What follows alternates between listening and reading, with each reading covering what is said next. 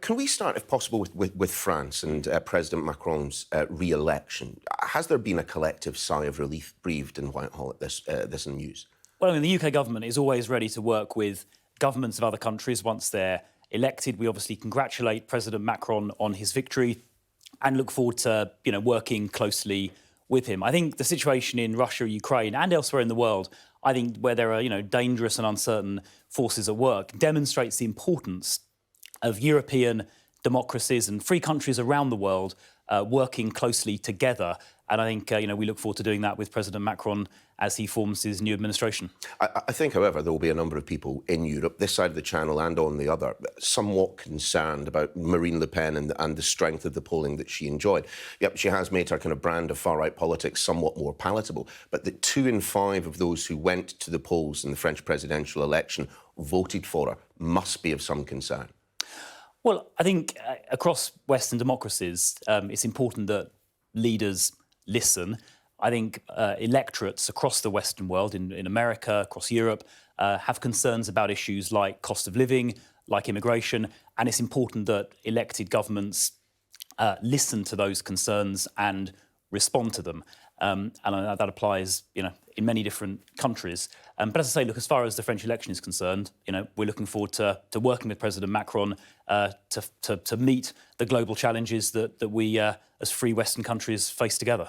For once in all of our chats, let's actually talk about something on your brief, shall we? And the government now moving forward with the Tracy Crouch review, putting fans at the centre of football once again. Just tell us just a little bit more about it.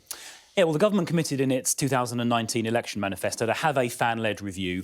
That was set up about a year ago, and it was led by Tracy Crouch, a Conservative MP and former sport minister. She spoke to, I think, hundreds, possibly even thousands of fans up and down the country. She made a number of recommendations.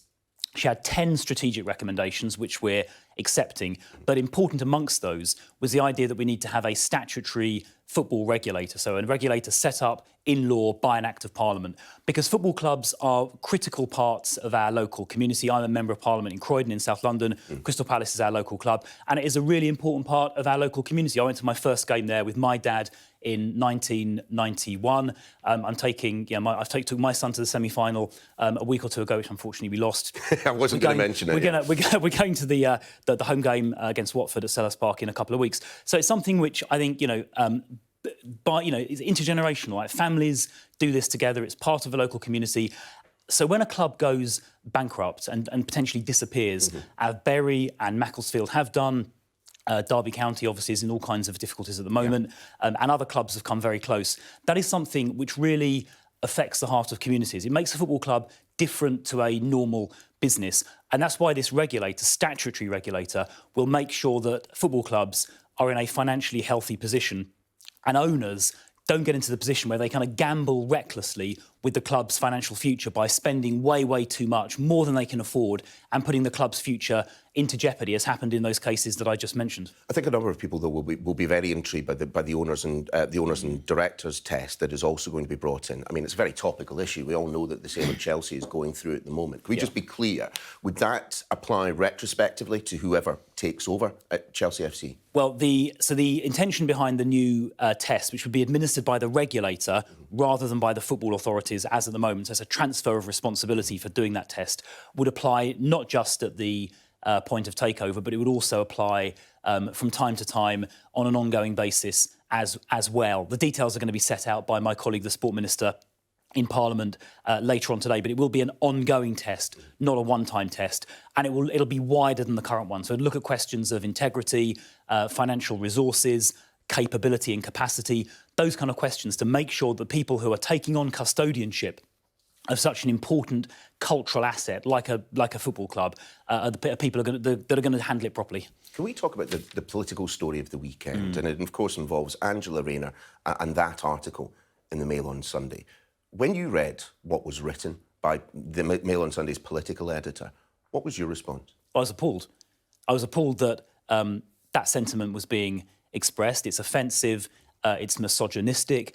The Prime Minister and Cabinet Ministers have been absolutely right to roundly condemn that sentiment and to offer support to Angela Rayner on this issue. I've never heard anyone say anything like that or even hint at it. And if I did, I would be disgusted and appalled. Nobody should have to suffer the kind of misogynistic abuse which that sentiment amounts to. Can I take it from what you said then, that the whips will be finding out who said it and disciplining them accordingly? Well, I think if it ever comes out who said that, then I imagine they would be subject to discipline, yeah. Yeah, but the reason I ask is that as things stand, we have had a couple of tweets sent by the Prime Minister. We understand that a WhatsApp message was sent.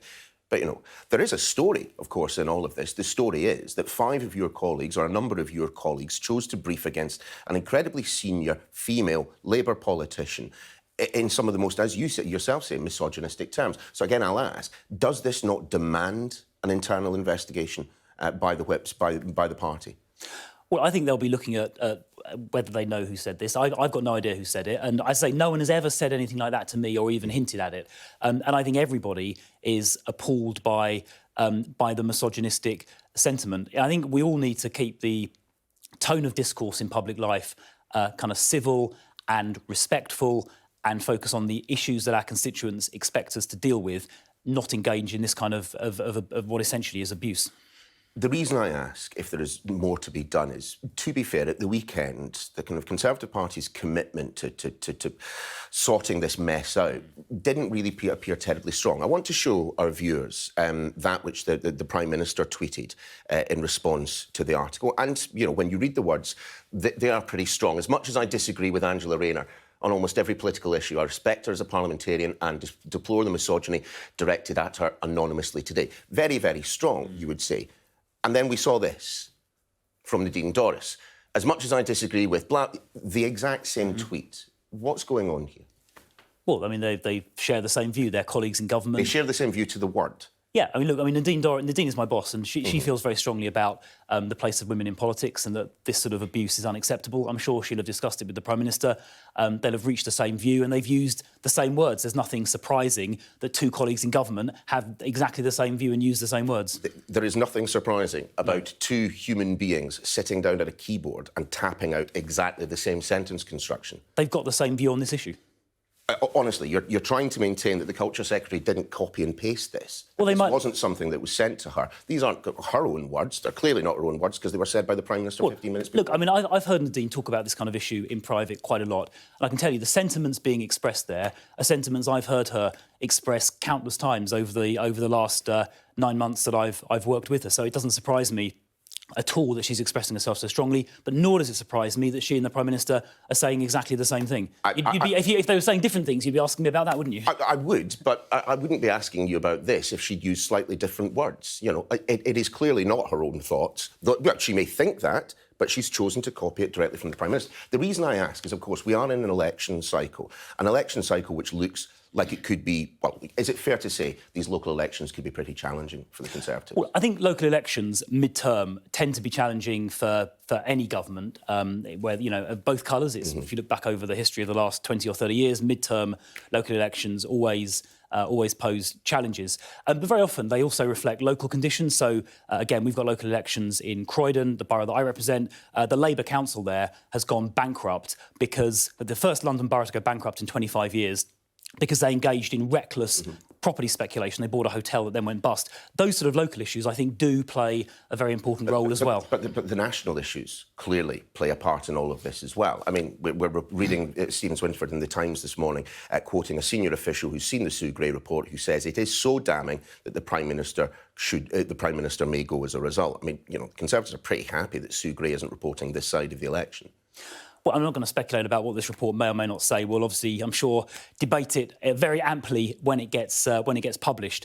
But as I say, I've been out and about in Croydon this weekend, all day yesterday, for example, and people are focused rightly on local issues. We're electing local councils to run local authorities, and the issues people are focusing on are which party, who is best to run your local council. In the case of Croydon, the appalling, bankrupt Labour administration, I think deserves to be voted out, and I hope they will be. Sure, but it's not just the electorate that perhaps are going to give the Conservatives a bit of a kicking at the moment. I mean, last week, the government tried to delay the investigation, the Privileges Committee investigation. I mean, were you given a call by the Chief Whip? I mean, did the Chief Whip say to you that he wanted you to vote to delay that? I mean, what was your response to that?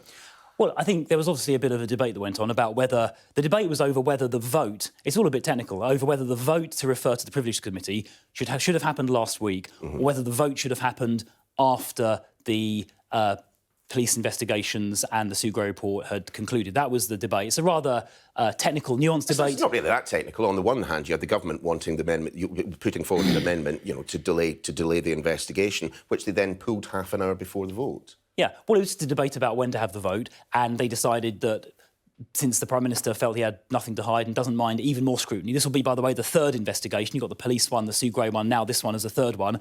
He said he had nothing to hide and therefore doesn't mind Parliament performing whatever scrutiny that it wants to. So they just got on with it and had the vote last Thursday, which, as it turned out, wasn't a vote at all. It was completely uncontested and not a single person voted against it. So it turned out to be a non-controversy. Chris Philp, good to have you in the studio this morning. Thanks for joining us. Thank you.